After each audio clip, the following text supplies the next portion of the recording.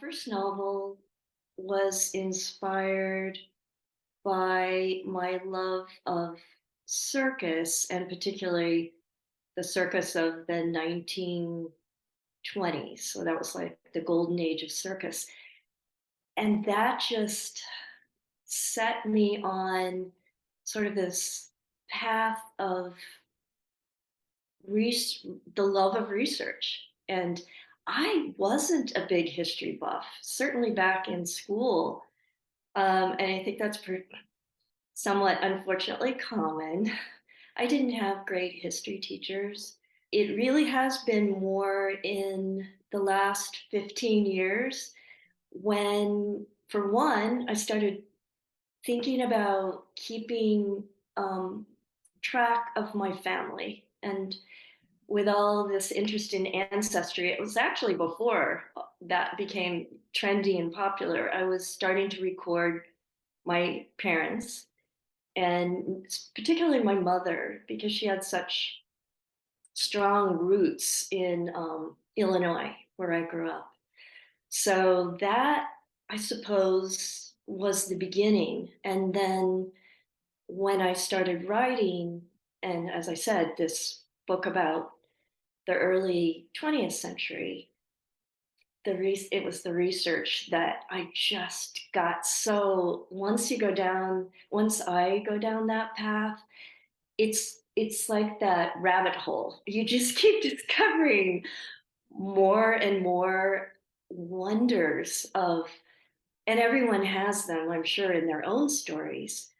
But if you as a writer, if you kind of let those percolate in your creative space, you get so inspired, and then it becomes very easy for me, to follow that story. And it almost, as many writers describe, kind of writes itself. And then the second one was a little different because, in that this one, I was actually just intending to write this adventure story that takes place in my home state, uh, traveling because I love the Mississippi River. And my character would travel down the Mississippi, a la, the most famous American novel, Huckleberry Finn. That, uh, and it was just going to be an adventure love story. And then the more I started doing the research, I realized, wow,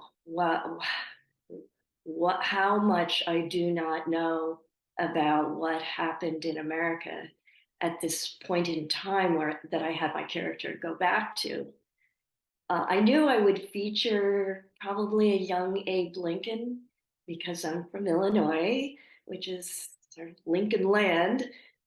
But I did not know that the clash and the foundation of America was so crucial at that point of for the economy and the building of the industrial infrastructure, and what that did to people. It's such a controversial thing now to talk about uh, racism and um, systematic racism and uh, personal involvement and history and ancestry. And so I don't know.